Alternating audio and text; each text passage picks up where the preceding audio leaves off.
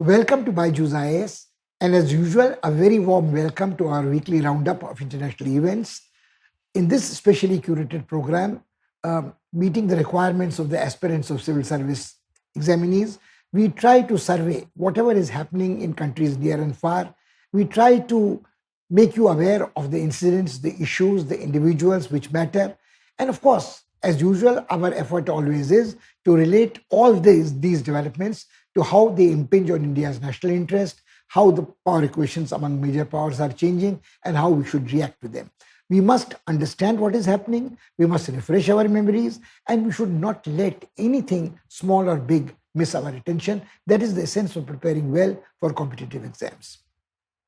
When the whole world's attention was focused on the dramatic crumbling of Kabul, takeover of the Afghanistan by Taliban, or simmering tensions in the Indo-Pacific strategic sphere where AUKUS was being formed, some developments escaped except the most astute observers, and these related to events in China which are likely to snowball into a major crisis if not contained and managed in time. Now, China is the second largest economy in the world, a trillion-dollar economy, multi-trillion-dollar economy.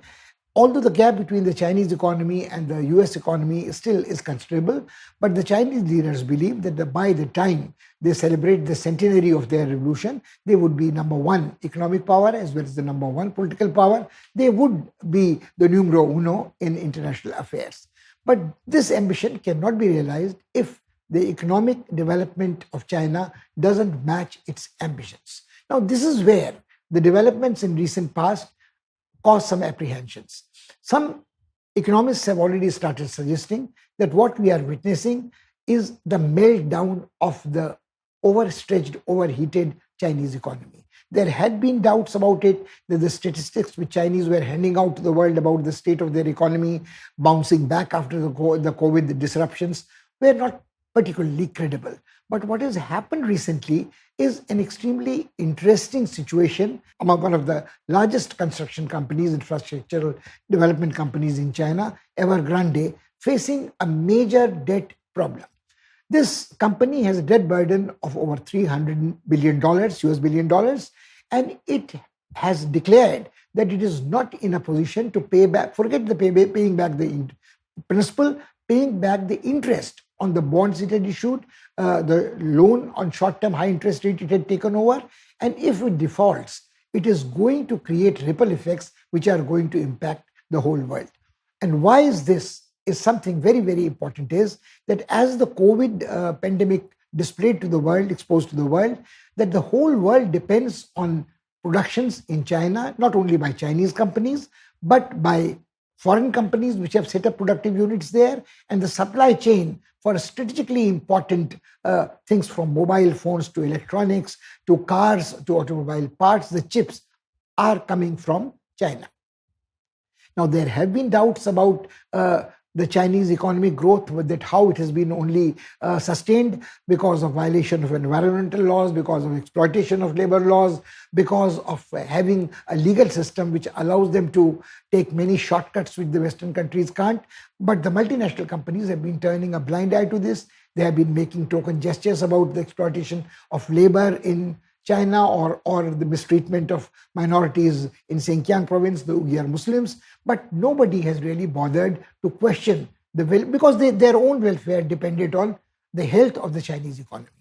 All this seems to be suddenly put into jeopardy.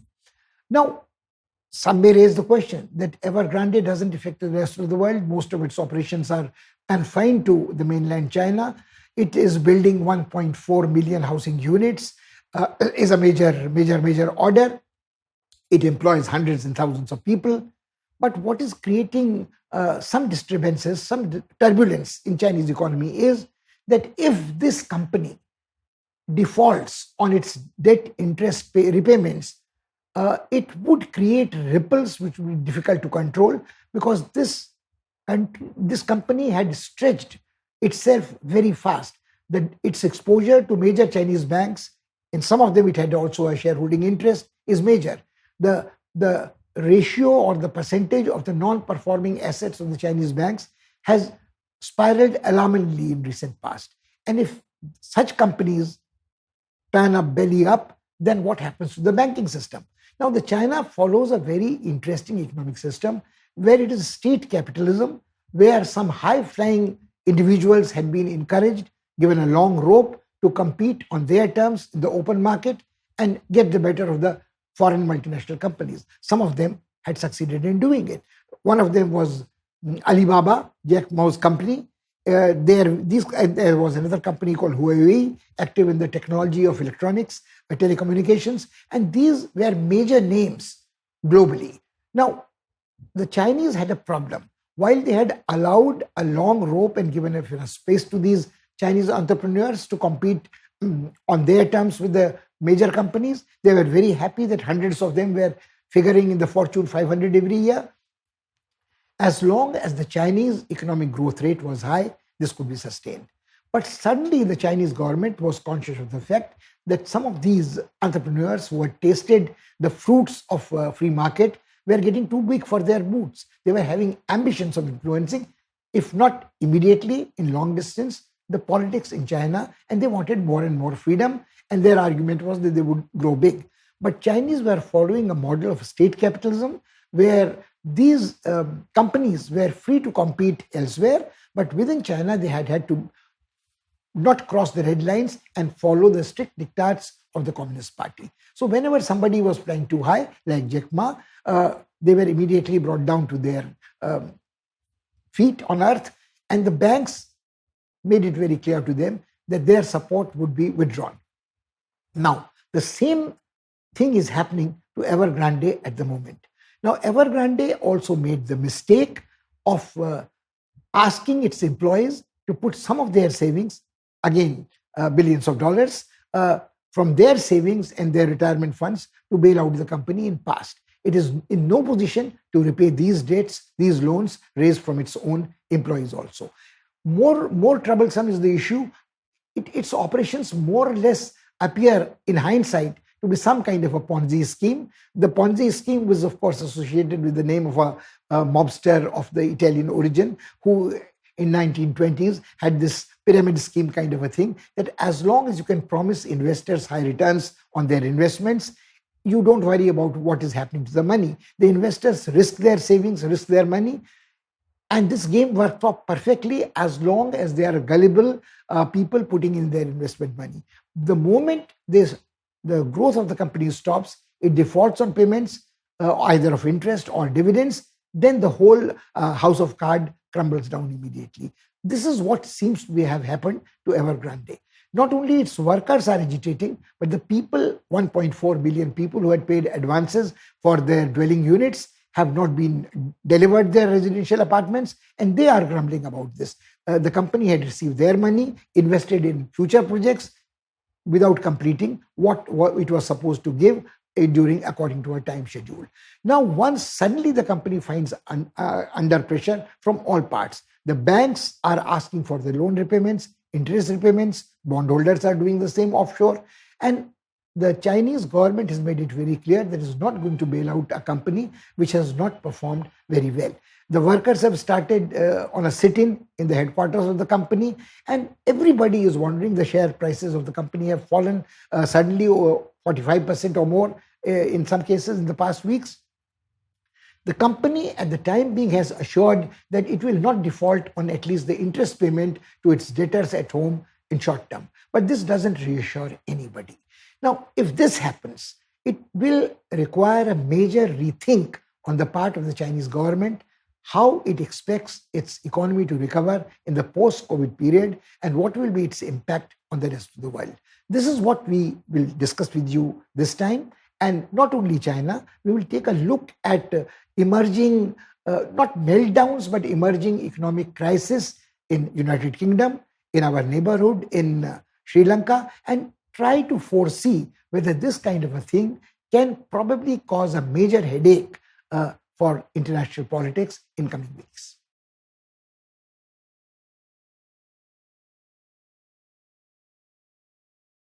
Companies doddering on the verge of bankruptcy and loan debt default is not the only problem which the Chinese are confronted with.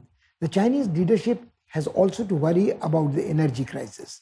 The energy crisis results from two sources. The Chinese leadership had made it very clear that they would be the first country to have a zero carbon imprint. Although they refused to follow the timetable set for them by others, they said that they are conscious of the climate change problem.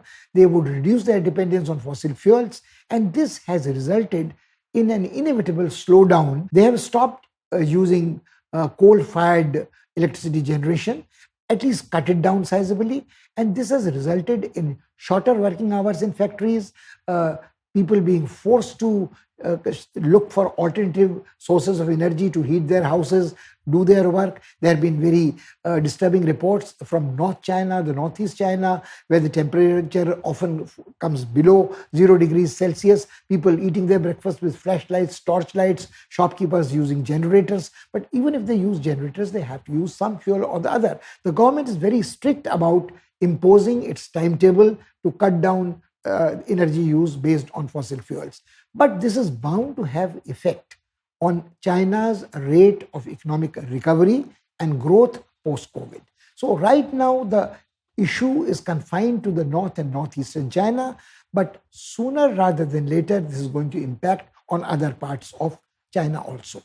But the annexation, there is no other word to sort of say. You annex something which doesn't belong to you. In this case, it is ironical that Hong Kong always belonged to China. It had been given on lease to United Kingdom. It was handed over back to China. But the assurances given at that time were not really maintained. And what has happened is that the way the democratic movement was stifled in Hong Kong, the way force was used against dissent, I think people have lost faith in rule of law and promises or sovereign guarantees which the Chinese do. So I think the loss of Hong Kong is also going to create problems with China in the international financial system.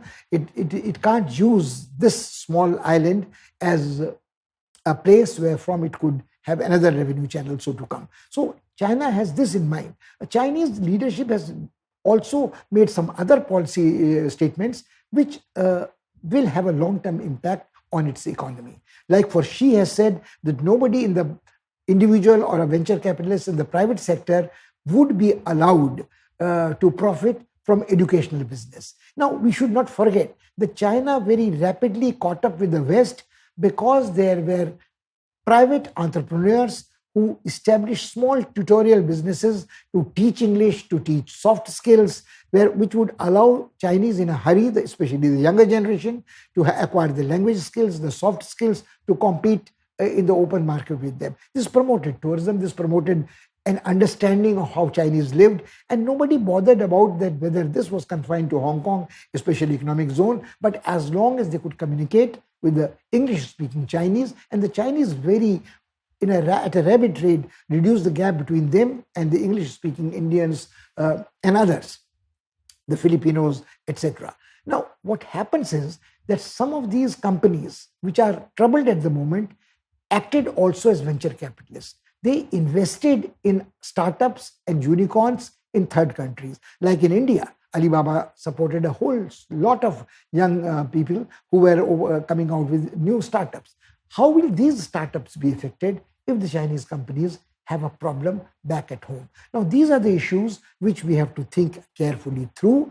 We are not here to criticize China. We are not here to take pleasure that the Chinese are troubled, because what happens is if the Chinese are troubled because of economic problems at home, the chances are that their belligerence in foreign policy might become even more coercive, more aggressive. So we should wait and watch and concentrate more on our own economic recovery, our own self-reliance, rather than depend on supply chains which make us dependent. The COVID had also exposed the vulnerability of Indian economy to in the field of advanced pharmaceutical intermediaries, telecom equipment, peripherals, plastics, and other things. So I think we should be cool-headed about this, and it's still a long time to go. The Chinese economy has the size and the scale to absorb some shocks, and the Chinese might change their policy towards Chinese companies which have very close ties with Chinese state. They would not allow them to sink. Absolutely. So this is one issue which we must keep in mind.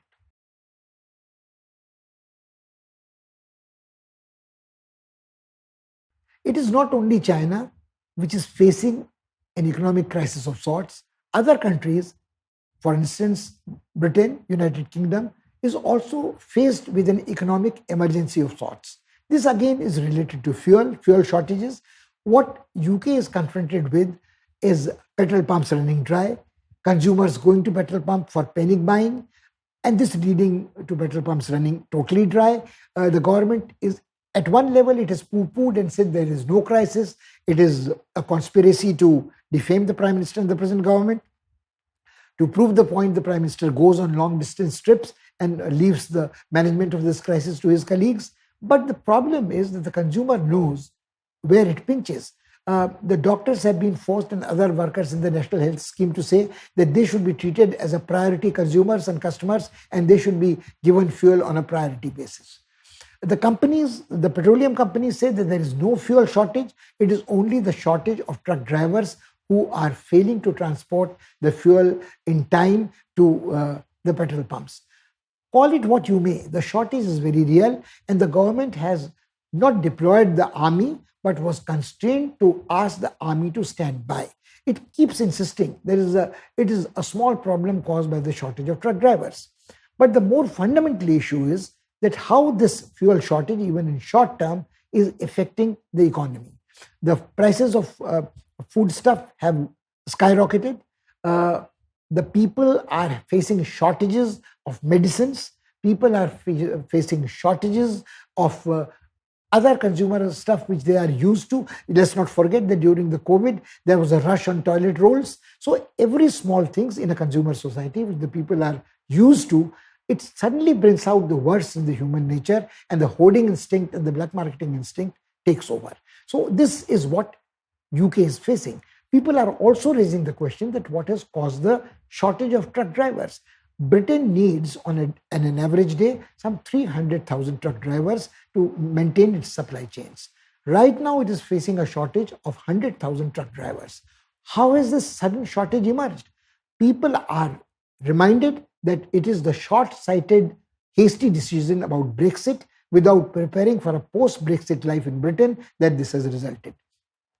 Most truck drivers which brought stuff from Europe to United Kingdom have stopped coming there. Their complaints are genuine. They were made to wait for hours at the border. There were very irritating paper checks. There were inspections which at times led to spoilage of fresh fruit, meats. And then again, they were not sure what would be the freedom of movement, what would be the traffic jams once they crossed the barriers. There were no clarity about the Irish backstop. There was no clarity about what part of the motor highways they could negotiate, what they could not negotiate. So the truck drivers coming from Europe were the first to stop coming.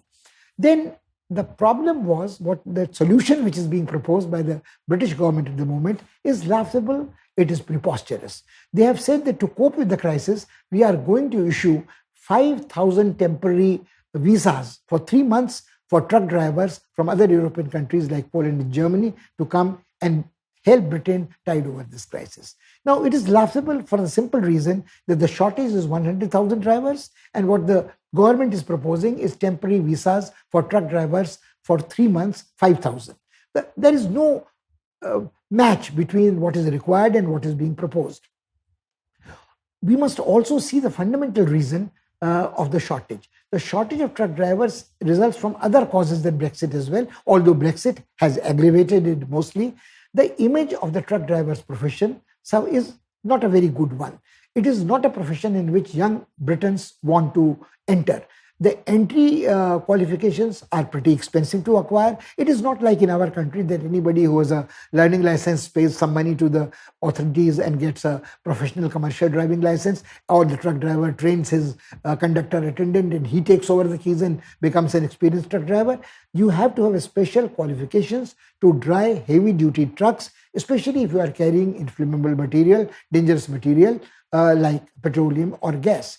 Now these truck drivers, the average age of truck drivers in Britain is close to 50, and no youngster is willing to join this. Not only you need a specialized qualification to become a truck driver, especially the gas petroleum truck driver, you also are supposed to have regular fitness checks, medical checks, and on-job refreshers courses training assignments to know that upgrade your skills. And of course there are some truck drivers who have complaints, who say that this job is not remunerative enough, it keeps them for days away from their families, and they are not compensated enough. And if, God forbid, if a truck driver meets with an accident, his license is impounded, it is restored to him with very great difficulty, the medical insurance is not there ready to come. So nobody is willing to enter this profession now.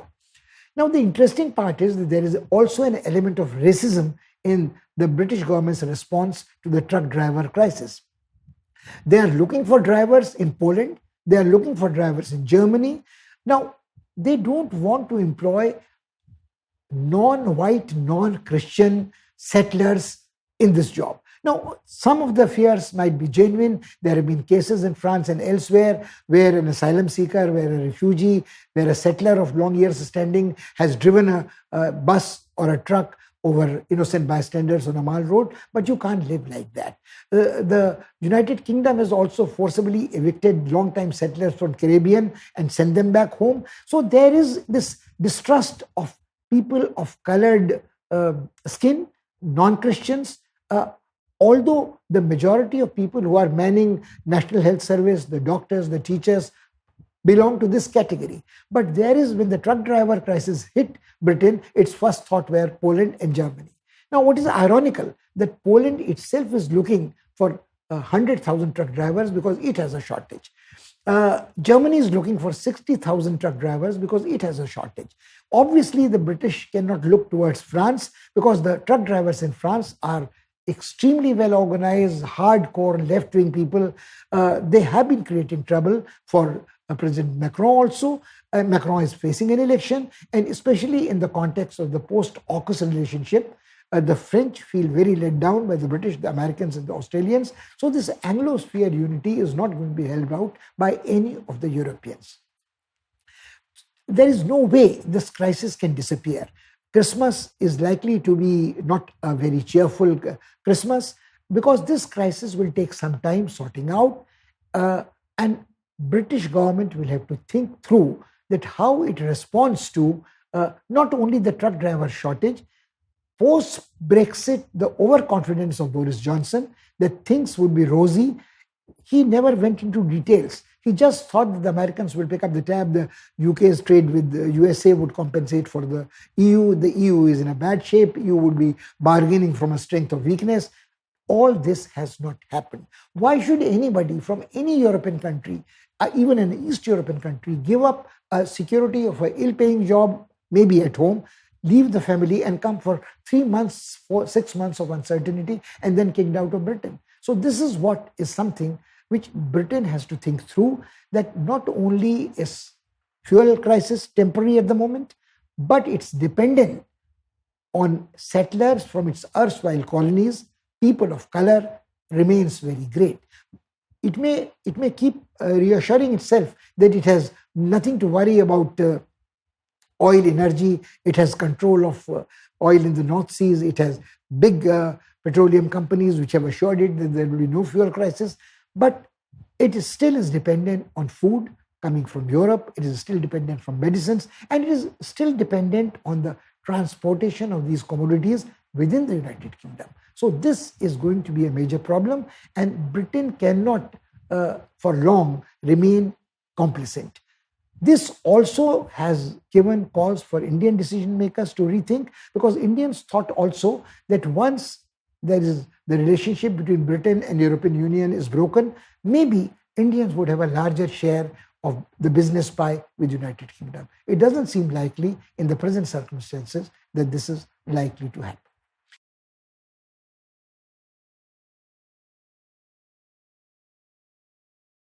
This brings us to the neighborhood.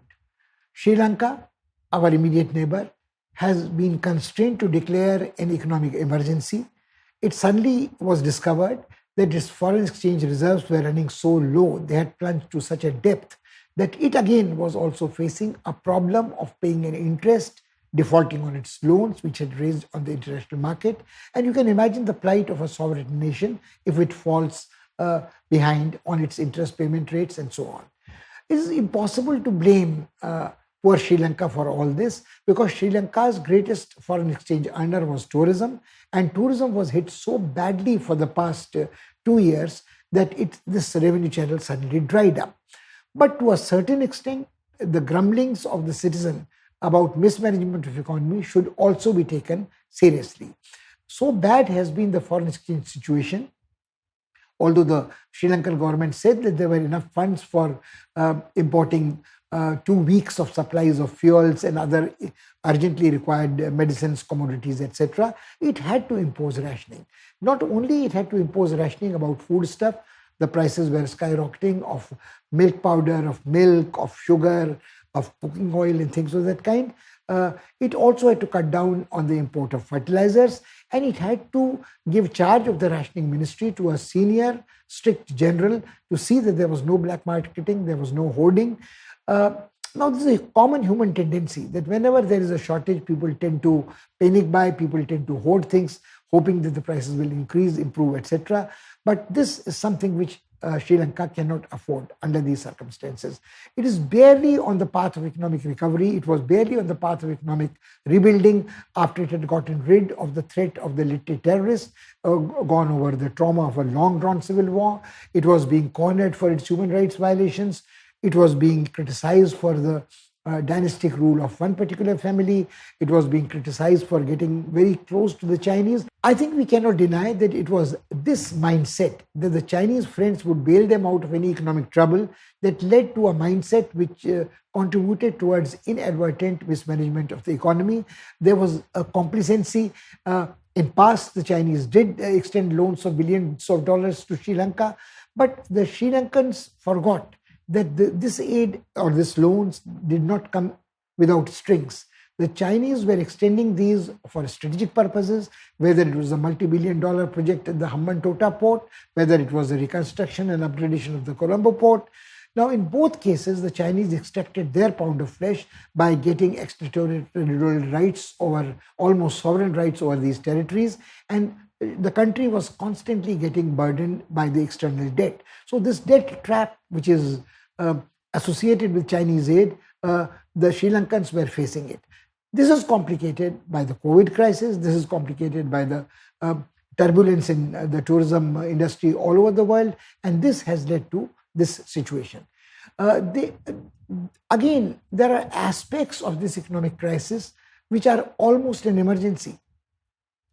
The farmers are complaining that they cannot export their produce unless they get chemical fertilizers, unless they get other inputs. So this crisis is going again to take a little time before Sri Lanka recovers fully and replenishes its foreign exchange reserves. There is little a neighbor like India can do, but India should also probably worry about it, that it is not only Sri Lankans which are having this problem of potential economic crisis. We did talk about China, and the Bangladesh's economy depends to a very large extent on what the Chinese purchasers, the buyers did in the textile market there, and the cheap labor which the industrial units in Bangladesh had were feeding the Chinese companies, and the Chinese companies had a symbiotic relationship with them. Now, whatever happens, whether it is Myanmar, whether it is Bangladesh, whether it is Thailand, whether it is Philippines, all these countries, and of course, let's not forget the ASEAN countries. The ASEAN countries are the largest trading group for China, and China is an important trading partner. So all this is India's immediate neighborhood. So it is not unlikely that India will also face the adverse impact of this turbulence, and it has to concentrate more on its own economic reconstruction, its own economic health, and worry a little later about what is going to happen elsewhere in the neighborhood. The Nepalese economy is not too great a shape because of accusations, allegations of misgovernance there, power struggles there, especially during the reign of ex-Prime Minister Oli. Afghanistan is on the verge of a major humanitarian crisis, and unless it recovers, if in fast, its economy is going to be a crisis. So the whole neighborhood is going to be turbulent. And let's not forget Pakistan. Pakistan again has been bailed out repeatedly by China, by America, from bankruptcy, from utter failure. But this again is no reason for India to either be complacent or to be happy about this. A disturbed neighborhood for either political or economic reasons is not in our interest. But there is little which India can do when its own economy is struggling to get back on the rails after COVID that we can do about it.